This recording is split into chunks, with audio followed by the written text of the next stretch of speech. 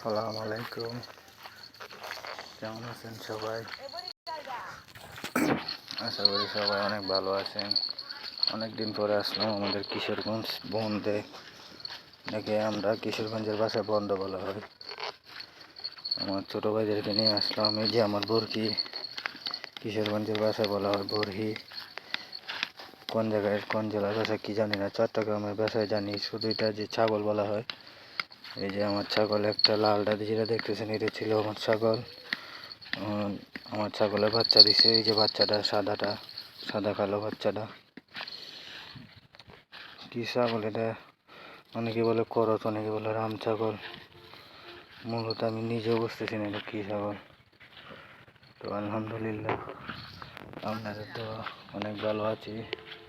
Video করি না আমি এখন, অনেকদিন পরে ভিডিও করলাম। আসলাম না, কারণ কিছু কিছু মানুষের কারণে আসা হইলেও আবার ভিডিওতে আসি না। মূলত কারণ হচ্ছে মানুষ অনেক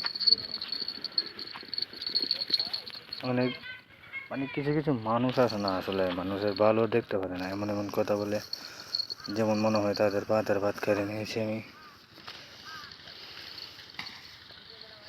আসলে আমি যে পথে চলতেছি, আশা করি আল্লাহ তাআলা, অনেক কষ্টের বিনিময়ে চলতেছি, একদিন একদিন আমার সফলতার রাস্তা দেখাবে।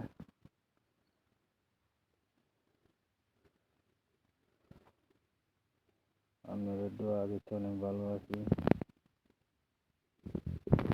এই আস্তে আস্তে বড় হতে হবে, কষ্ট করতে হবে,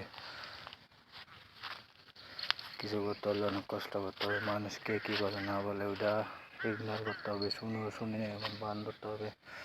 এইভাবে এই জীবনটা চালায় নিতে হবে। আল্লাহ কোনো একদিন না একদিন তো সফলতার রাস্তা দেখাবে। তো দোয়া করবেন সবাই। আজকের ভিডিও এই পর্যন্ত। যদি আপনারা লাইক কমেন্ট করেন, সাবস্ক্রাইব করেন, তাহলে ভিডিও করার সামনের দিকে আগ্রহের একটা আশ্বাস থাকবে, উৎসাহ থাকবে। কারণ আমরা তো মনে করেন কর্মজীবী মানুষ, কর্ম করি, সময় পাই না ভিডিও করার। আজকে অনেক দিন পরে আসলাম, তো লাইক কমেন্ট করবেন। আপনাদের মন চাইলে ছোটো ভাই হিসাবে আমাকে একটা সাবস্ক্রাইব করে দেবেন। আজকের ভিডিও পর্যন্ত। আসসালামু আলাইকুম।